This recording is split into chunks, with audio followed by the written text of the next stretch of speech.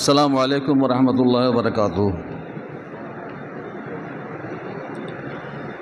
الحمدللہ الذی ہدانا الی الصراط المستقیم والصلاۃ والسلام علی نبینا محمد وآلہ وصحبہ اجمعین، اما بعد۔ اس مبارک پروگرام کے صدر باوقار باہر سے آئے ہوئے ہمارے معزز علماء کرام، شہر سے آئے ہوئے ہمارے مہمان گرامی، اور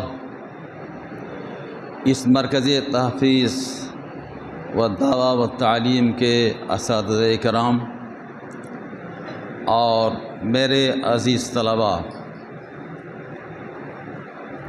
مجھے بڑی خوشی محسوس ہو رہی ہے کہ آج ہمارے اس پروگرام میں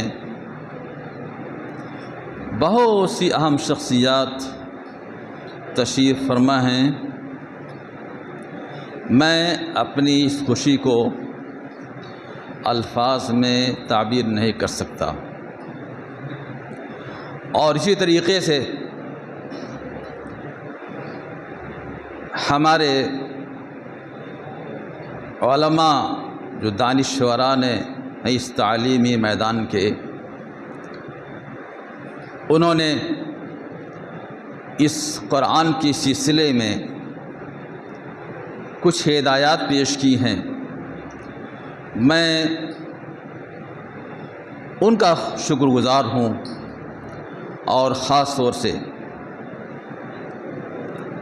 استاد گرامی جناب مولانا عبدالرحمن صاحب لیثی حفظہ اللہ، امیر جمعیت اہل حدیث سدھانت نگر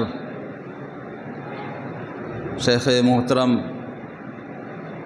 محمد ابراہیم صاحب مدنی حفظہ اللہ، ان دونوں نے جو اقتراحات پیش کیے، ہم ان کو شرح صدر کے ساتھ قبول کرتے ہیں۔ اور ایک بات اور پیش کرنا چاہتے ہیں، جہاں تک قرآن فہمی کا تعلق ہے تو اس مرکز کے ذمہ داران نے، اور خاص طور سے صدر مرکز شیخ عبدالقدوس حفظہ اللہ نے اس کا شروع ہی سے خیال رکھا ہے، اور اس کا نصاب ہی اس طریقے سے بنایا ہے کہ طالب علم خالی قرآن کا حافظ نہ ہو، بلکہ یہ قرآن کے ساتھ ساتھ جو عربی ابتدائی تعلیم ہے، جماعت ادنا سے لے کر کے جماعت رابعہ تک، اس کو بھی حفظ کے ساتھ شامل کیا ہے۔ اور اس کا مقصد محض یہی ہے کہ قرآن فہمی پیدا ہو جائے۔ خالی قرآن مجید رٹ لیں، یہ کمال کی بات ہے، بہت اچھی چیز ہے، میں اس کی تعریف کرتا ہوں، مگر اس کے ساتھ ساتھ اگر قرآن فہمی پیدا ہو جائے تو 4 چاند لگ جاتا ہے۔ اس مرکز نے شروع سے جب سے قائم ہوا ہے، اسی وقت سے الحمدللہ اس کا خیال رکھا ہے، اور آج تک یہ خیال برقرار ہے، اور مرکز کے ذمہ داران کی یہ کوشش رہی ہے اس سلسلے میں کہ خالی قرآن کو حفظ ہی نہ کرایا جائے، بلکہ اس کے ساتھ ساتھ قرآن فہمی بھی ان کے اندر پیدا کیا جائے۔ دوسری چیز جو اقتراح پیش کیا گیا اس سلسلے میں کہ ایسے محافظین رکھے جائیں، ایسے اساتذہ رکھے جائیں جو خالی حافظ نہ ہوں، بلکہ اس کے ساتھ ساتھ ان کو علم دین کی معلومات ہو، عالمیت یا فضیلت کا شہادہ بھی ان کے پاس موجود ہو۔ الحمدللہ ہمارے ہاں اس مرکز میں ایسے اساتذہ کی اکثریت ہے، میں سب تو نہیں کہہ سکتا، لیکن ایسے لوگوں کی اکثریت ہے جو دیگر اداروں سے، معتبر اداروں سے فارغ ہیں، اور اس کے ساتھ ساتھ شعبہ تحفیظ سے منسلک ہیں۔ میں اس سلسلے میں مجھے ایک روایت یاد آ رہی ہے اہل علم موجود ہیں، میں نے تو اس کی تحقیق نہیں کیا ہے، مگر ایک روایت آتی ہے اسی قرآن فہمی سے متعلق، ہمارے شیخ محترم کو معلوم ہوگا کہ آتا ہے کہ جو آدمی قرآن مجید کو حفظ کرتا ہے اور اس کو سمجھتا نہیں ہے، اس کو ہر حرف پر 10 نیکی ملتی ہے، اور جو آدمی قرآن کو حفظ کے ساتھ ساتھ اس کو سمجھتا بھی ہے تو اس کو ہر حرف پر 20 نیکیاں ملتی ہیں۔ یہ ایک ہے روایت، تو میں اس کی تحقیق نہیں کیا میں نے کہ کیسی روایت ہے، مگر ہے ایسی روایت، بہر اس مناسبت سے میں نے اس کو پیش کر دیا ہے۔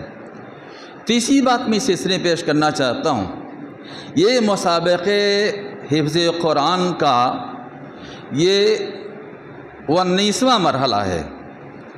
ابھی تک 17 مسابقے جو ہوئے تھے وہ سب شفیع ہوتے تھے، بعد میں مرکز کے ذمہ داران نے محسوس کیا اور اس سلسلے میں کچھ آوازیں بھی آئیں کہ شاید لڑکوں کو ان کا جو حق ہوتا ہے وہ نہیں مل پا رہا ہے۔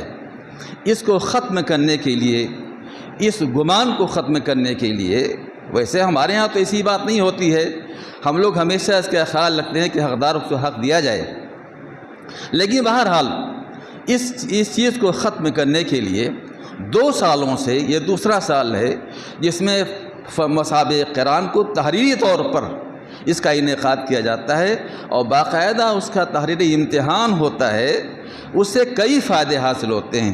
املائی غلطیاں بھی ہوتی ہیں، اس کی بھی اصلاح ہوتی ہے، اس کے ساتھ ساتھ جو وہم پیدا ہوتا تھا لوگوں کے دلوں میں نمبرات کے سلسلے میں، اب ہمارے پاس دلائل موجود ہیں، تحریری طور پر دلائل موجود ہیں کہ وہ لڑکا جو اس امتحان میں شریک ہوا کتنے نمبرات کا مستحق ہے۔ اگر کسی کو اس سلسلے میں شبہ ہے تو ہم اس کو اپنی دلیل دے سکتے ہیں، تحریری طور پر ہم اس کی کاپی اس کے سامنے پیش کر سکتے ہیں۔ چوتھی بات اس سلسلے میں یہ کہنا چاہتا ہوں اپنے عزیز طلبہ سے، وقت نہیں ہے کہ بہت لمبی بات کی جائے طالب علم کے آداب کے سلسلے میں کہ طلب علم کے آداب کیا ہیں، ان میں سے ایک خاص بات بتانا چاہتا ہوں اپنے عزیز طلبہ کو کہ آپ لوگ بہت زیادہ دوستی مت رکھیے، لوگوں کو بہت زیادہ دوست مت بنائیے، اپنے کام سے کام رکھیے اور اسی مرکز ہی کو اپنا آماج گاہ بنا لیجئے، یہی سب کچھ آپ کا ہے۔ اگر آپ زیادہ دوستی کریں گے، زیادہ دوست آئیں گے، ان کی ضیافت ہوگی، اس میں مشغول ہوں گے، ان سے باتیں ہوں گی، ان کو رخصت کریں گے، تو اس طریقے سے آپ کا جو وقت قیمتی وقت ہے یہ وقت آپ کا ضائع ہو جائے گا۔ اس واسطے بہت زیادہ دوست نہ بنائیے لوگوں کو، بلکہ کیا ہے کم سے کم لوگوں سے اس سلسلے میں تعلقات پیدا کیجیے۔ دوسری چیز میں اسی طلب علم کے آداب میں سے یہ کہنا چاہتا ہوں کہ کھانے پینے کے اندر آدمی کو خاص طور سے طلباء کو اقتصاد برتنی چاہیے، اعتدال برتنا چاہیے۔ اعتدال بہت اچھی چیز ہوتی ہے، اس واسطے کہ امام شافعی رحمہ اللہ کے بارے میں آتا ہے، ان کا واقعہ خود، وہ کہتے ہیں کہ 16 سال تک میں نے پیٹ بھر کھانا نہیں کھایا، 16 سال تک پیٹ بھر کھانا نہیں کھایا۔ ایک وقت میں نے اس درمیان پورا پیٹ بھر کے کھانا کھا لیا، خوب آسودہ ہو گیا تھا، لیکن اس کے بعد پھر میں نے قے کر دیا۔ یہ امام شافعی رحمہ اللہ نے فرمایا، اپنا واقعہ بتایا۔ امام بخاری رحمہ اللہ کے سلسلے میں آتا ہے جہاں ان کی شخصیت کو واضح کیا گیا ہے کہ وہیں دو باتیں آتی ہیں۔ ایک بات آتی ہے اس میں کہ کان نحیف الجسم، بہت موٹے تگڑے نہیں تھے، کمزور تھے، وہ نحیف الجسم تھے، قلیل الاکل، کم کھانے والے تھے۔ کم کھانے سے بہت سے فائدے بھی ہیں، آدمی کی بیماری ختم ہوتی ہے۔ اس کے ساتھ ساتھ ایک خاص بات بتاؤں میں، زیادہ کھانے والے عام طور سے کند ذہن ہوتے ہیں، بلادت ان کے اندر آتی ہے، کند ذہن ہوتے ہیں، زیادہ نیند آئے گی، آدمی سست رہے گا، اس واسطے کیا ہے، آپ دیکھیں گے سلف صالحین کے واقعات کو پڑھیں گے تو عام طور سے انہوں نے اس کا باقاعدہ خیال رکھا ہے۔ ایک اور چیز بتانا چاہتا ہوں اس سلسلے میں کہ مخالفات شرعیہ سے آپ بچیں۔ وہ مخالفات شرعیہ چاہے باطنی ہوں یا ظاہر ہوں۔ مخالفات شرعیہ سے ہماری مراد کیا؟ معصیت، گناہ سے آپ بچیں۔ اس واسطے کہ جو علم حاصل کر رہے ہیں، علم ایک نور ہے اللہ کی طرف سے، اور معصیت ایک ظلمت تاریکی ہے۔ اگر آپ چاہتے ہیں کہ ہم کو نور حاصل ہو تو ظلمت سے آپ دور رہیں۔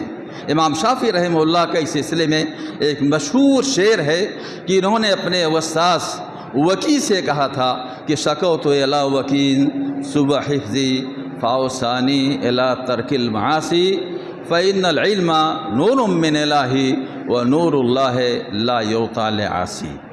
امام شافعی فرماتے ہیں کہ میں نے اپنے استاد سے اپنے کند ذہنی کا سوئی حفظ کا شکایت کیا کہ میرا حافظہ کمزور ہے، باتیں مجھے صحیح طریقے سے یاد نہیں رہتی ہیں، یا یاد رہتی ہیں جلدی بھول جاتی ہیں۔ اس واسطے کہ یاد کرنے کے بہت سے مرحلے ہوتے ہیں، میں وہاں تفصیل نہیں بتانا چاہتا۔ انہوں نے شکایت کیا امام شافعی رحمہ اللہ نے اپنے استاد سے اپنے سوئی حفظ کا کہ میرا حافظہ کمزور ہے۔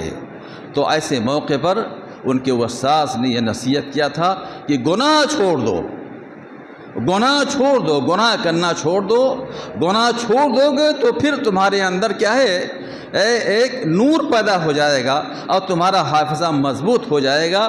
اس واسطے کہ یہ علم کیا ہے، اللہ کی طرف سے نور ہے، اور یہ نور کیا ہے، کسی گنہگار کو نہیں دیا جاتا ہے۔ اس واسطے ہمیشہ اس کا آپ خیال رکھیں۔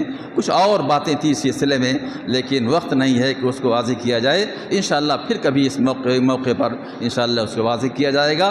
ہم اللہ تعالیٰ سے دعا کرتے ہیں کہ اللہ تعالیٰ ہم تمام لوگوں کے اعمال کو درست فرمائے، اور ہماری جو حاضری اس مجلس میں ہوئی مبارک مجلس میں اللہ تعالیٰ اس کو قبول فرمائے، جب تک زندہ رکھے، ایمان پر اسلام پر زندہ رکھے، اور خاتمہ بالخیر فرمائے۔ وصلی اللہ تعالیٰ علی خیر خلق نبینا محمد و آلہ و صحبہ اجمعین۔ والسلام علیکم ورحمۃ اللہ وبرکاتہ۔